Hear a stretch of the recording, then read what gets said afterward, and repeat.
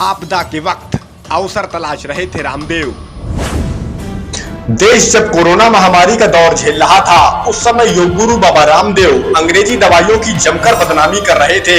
बाबा ने इस आपदा में पतंजलि के लिए अवसर तलाश लिया। उन्होंने जल्दबाजी में कोरोना का इलाज करने की दवा लॉन्च कर दी, जिसे मोदी सरकार का खुला समर्थन मिला हुआ था। अंग्रेजी दवाइयों की बदनामी बाबा को पड़ गई भारी। रामदेव को बार बार पीना पड़ रहा कानून का काढ़ा। अपनी मनमानियों के चलते बाबा रामदेव को सुप्रीम कोर्ट में बार बार कानून का काढ़ा पीना पड़ रहा है। रामदेव अपने सहयोगियों के साथ बार बार सुप्रीम कोर्ट से माफी मांग चुके हैं। क्या अब देश में बाबाओं की मनमानियों पर लगेगी लगाम?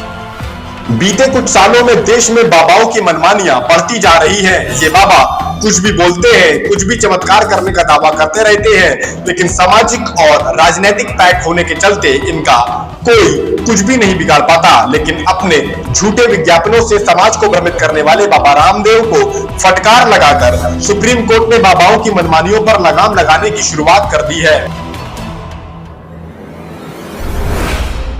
दोस्तों नमस्कार। हमारे देश में एक लंबे अरसे से बाबाओं का बहुत बोलबाला रहा है। धार्मिक चोला पहने हुए इन बाबाओं ने लोगों को खूब ठगा, उन्हें बेवकूफ बनाया और अपना धंधा चलाया। इस समय भी देश में बाबाओं का खूब बोलबाला है। ये बाबा ज्ञान भले ही सादा जिंदगी जीने का देते हो, लेकिन उनकी रईसी देखते ही बनती है। इन्हीं चर्चित बाबाओं में से एक बाबा है बाबा रामदेव। योग गुरु के तौर पर देश दुनिया के सामने आए बाबा रामदेव बहुत जल्द पतंजलि नाम की एक कंपनी से व्यापार करने लगे। आयुर्वेदिक उत्पादों को बनाने और बेचने वाली इस कंपनी ने बाबा रामदेव को अरबपतियों की श्रेणी में लाकर खड़ा कर दिया।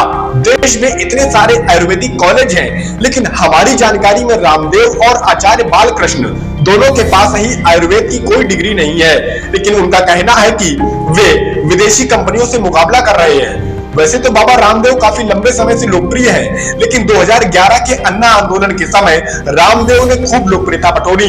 2014 के बाद उन्होंने भाजपा सरकार की शह पाकर एक बड़ा कारोबारी साम्राज्य खड़ा कर दिया। 2014 के पहले भ्रष्टाचार के खिलाफ आए दिन बोलने वाले रामदेव मोदी सरकार के सबसे बड़े भ्रष्टाचार चुनावी चंदे पर चुप हैं। ऐसे में समझना कठिन नहीं है कि किसके इशारे पर रामदेव भ्रष्टाचार के खिलाफ इतना अग्रेसिव रहते थे। उन्होंने ही दावा किया था कि विदेश में रखा काला धन आने पर लोगों से टैक्स लेने की जरूरत नहीं होगी और पेट्रोल 35 रुपए प्रति लीटर मिलने लगेगा। यह अलग बात है कि पिछले 10 वर्षों में योगाचार्य इस मामले में मौन धारण किए हुए हैं। उल्टा कुछ महीनों पहले इस मामले पर जब उनसे एक पत्रकार ने सवाल पूछ लिया तो रामदेव ने उसे खुलेआम धमकी दे डाली। टीवी चैनल पर यह कहा था कि कौन सी सरकार आपको चाहिए, 40 रुपए पेट्रोल वाली सरकार, 300 रुपए सिलेंडर वाली सरकार। अच्छे भी कुछ आप ही ने कहा था सरकार बनी थी। आपने कहा था कि नहीं कहा था बाबा जी? मैंने कहा था पूछ पड़ेगा मेरी। हाँ बाबा जी आपकी कंपनी पतंजलि, बाबा जी आपकी कंपनी पतंजलि ऐसे जाता है ना आदमी को ना। आप ही ने कहा था। अरे आदमी को मैं कह रहा भाई ऐसे प्रश्न मत पूछो बाबा जी। मैं तेरे प्रश्नों का उत्तर देने के लिए कोई ठेकेदार है कि तू जो भी पूछा मैं उसका उत्तर दूं। जब एक बात कह दी थोड़ा सभ्य बनना भी सीखो। आप ये बताओ एक मिनट, सभी टीवी चैनल पर आप ही की बाइट चली थी और लोगों ने विश्वास किया। मैंने दी थी और अब नहीं देता, कर ले क्या करेगा? चुप हो जा, अब आगे से पूछेगा तो ठीक नहीं। स्वामी जी बहरहाल अब आते हैं ताजे मामले पर। ताजा मामला है पतंजलि के भ्रामक विज्ञापन मामले का।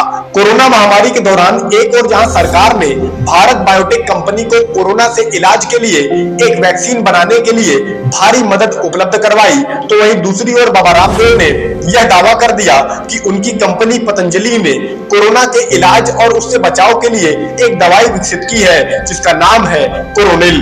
दावा तो यह भी कर दिया गया कि कोरोनिल को WHO की मंजूरी भी मिली हुई है।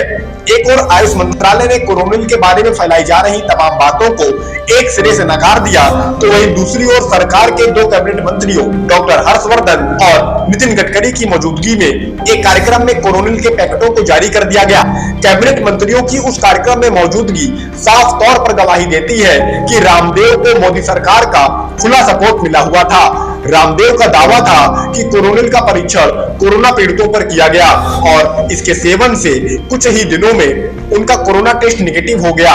वैसे आपको बता दें कि आधुनिक चिकित्सा विज्ञान में कोई भी नई दवा को सामान्य उपयोग के लिए जारी करने से पहले उसका जैव रासायनिक विश्लेषण किया जाता है, पशुओं पर उसका टेस्ट होता है, आगे चलकर उसकी डबल ब्लाइंड ट्रायल की जाती है, तब जाकर उसे हरी झंडी मिलती है और उसे सामान्य उपयोग में लाया जा सकता है। लेकिन कोरोना के मामले में ऐसा कुछ नहीं किया गया।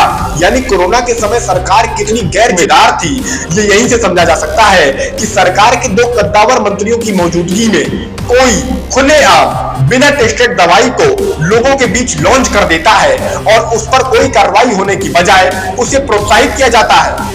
वैसे बाबा जी यही नहीं थमे, उनकी दवाई का जब मोदी मीडिया ने खूब प्रचार किया तो पतंजलि का धंधा जोर पकड़ने लगा। कोरोना से परेशान हताश लोग पतंजलि की ओर आशा भरी नजरों से देखने लगे। लेकिन लोगों को क्या पता कि बाबा जी बहुत अच्छी वाली धंधेबाजी कर रहे हैं। दोस्तों, रामदेव की करतूत की कहानी अब शुरू होती है। मान लीजिए आप एक दुकानदार हैं, आपके बगल में एक और इंसान दुकान खोल देता है। आप एक अच्छे दुकानदार तब कहलाएंगे जब आप उसे अपनी मेहनत, अपने काम, अपनी विश्वसनीयता की बदौलत चुनौती दे पाए। रामदेव ने ऐसा कुछ नहीं किया। उनकी पतंजलि कंपनी को टक्कर का मुकाबला दे रही एलोपैथिक कंपनियों को पीछे छोड़ने के लिए रामदेव ने उन्हें बदनाम करना शुरू कर दिया। ठीक उसी तरह जिस तरह राजनीति में राहुल गांधी को बदनाम किया गया, रामदेव ने एलोपैथी यानी अंग्रेजी दवाइयों को एक बेवकूफाना विज्ञान बताना शुरू कर दिया। इन सबसे परेशान होकर इंडियन मेडिकल एसोसिएशन यानी IMA ने पिछले साल एक याचिका दायर की, जिसके बाद नवंबर 2023 में पतंजलि ने सुप्रीम कोर्ट में एक शपथ पत्र दिया कि वह भविष्य में भ्रामक विज्ञापन जारी नहीं करेगा। लेकिन भाई साहब, यहाँ सुप्रीम कोर्ट आदेश देता है, वहीं दूसरी ओर रामदेव एक प्रेस कॉन्फ्रेंस करते हैं और एलोपैथी चिकित्सकों पर जमकर बरसते हैं। हरिद्वार में एक प्रेस कॉन्फ्रेंस में रामदेव ने कहा कि अगर हम झूठे हैं तो हम पर 1000 करोड़ रुपए का जुर्माना लगा दें और हम मौत की सजा के लिए भी तैयार हैं। लेकिन अगर हम झूठे नहीं हैं तो उन लोगों को सजा दे जो सच में झूठा प्रचार कर रहे हैं। नहीं कर सकते कि उनके पास पैसे ज्यादा हैं एलोपैथी वालों के पास में, तो उनका सच हो जाएगा। उनके पास हॉस्पिटल ज्यादा है, उनके पास डॉक्टर्स ज्यादा है, या उनकी आवाज ज्यादा सुनी जाती है। भीड़ के आधार पर कभी भी सच और झूठ का निर्णय नहीं हो सकता। हम अकेले इंस्टीट्यूशन भी पूरी दुनिया के मेडिकल माफियाओं से, ड्रग माफियाओं से लड़ने के लिए तैयार है। लेकिन स्वामी रामदेव कभी डरा नहीं और कभी हारा नहीं। मतलब सुप्रीम कोर्ट ने साफ कर दिया था कि पतंजलि भ्रामक प्रचार कर रही है, लेकिन रामदेव कोर्ट के आदेश को ठेंगा दिखाते हुए दिखे। बहरहाल ये मामला फिर से सुप्रीम कोर्ट में गया और लोकसभा चुनाव से ठीक पहले रामदेव को सुप्रीम कोर्ट से जो फटकारें लगी है, वे ऐसे कई बाबाओं को जोरदार झटके भी कहे जा सकते हैं जो अपनी मनमानी बातों से अंधभक्तों को बेवकूफ बनाते हैं। रामदेव अदालत में आधुनिक चिकित्सा विज्ञान का अपमान करने के लिए कोर्ट से माफी मांग चुके हैं। वैसे दोस्तों, आप लोगों को यह जानना भी जरूरी है कि रामदेव जिन अंग्रेजी दवाइयों के खिलाफ इतना आक्रामक रहे हैं, उन्हीं रामदेव को जीवित रहने के लिए एलोपैथी अस्पताल का सहारा लेना पड़ा था जब वे भ्रष्टाचार के खिलाफ भूख हड़ताल कर रहे थे। हालांकि रामदेव का दावा था कि योग के चलते उनका शरीर इतना मजबूत है कि वे बिना भोजन के लंबे समय तक रह सकते हैं, लेकिन उपवास शुरू करने के कुछ ही दिन में उनकी हालत पतली हो गई थी। ये मानने से कोई इनकार नहीं कर सकता कि इलाज के पुराने तौर तरीके काफी भरोसे वाले होते हैं। लोग आज भी उन पर भरोसा करते हैं, लेकिन समय के साथ इलाज के तौर तरीकों, दवाइयों ने काफी विकास कर लिया। जिस बुखार से निपटने के लिए लोग 3-4 दिनों तक दवाइयों का सेवन किया करते थे, वही बुखार अब मात्र 3 या 4 खुराकों से ही सही हो जाता है। ऐसे में कोई आज के तौर तरीकों का मुखौल कैसे उड़ा सकता है? सबको अपनी दवाई को अच्छा बताने का हक है, बताना भी चाहिए, लेकिन रामदेव ने सामने वाले की दवाई को बदनाम करके अपनी दवाई को अच्छा बताया, जो कि बिल्कुल गलत है। लेकिन सवाल तो उठता है ना कि बाबा रामदेव ने इतने मनमाने ढंग से एलोपैथी का बार बार माहौल क्यों उड़ाया, या ऐसे कई सारे दावे किस बल पर कर दिए जिन दावों पर गंभीर सवाल उठते रहे हैं। तो सवाल तो बहुत बड़ा वाला है कि बाबा लोग इतने मजे में क्यों हैं। इसका कारण दोस्तों ये है कि बीते कुछ सालों में हमारे देश में धर्म के नाम पर राजनीति खूब जमकर हुई है।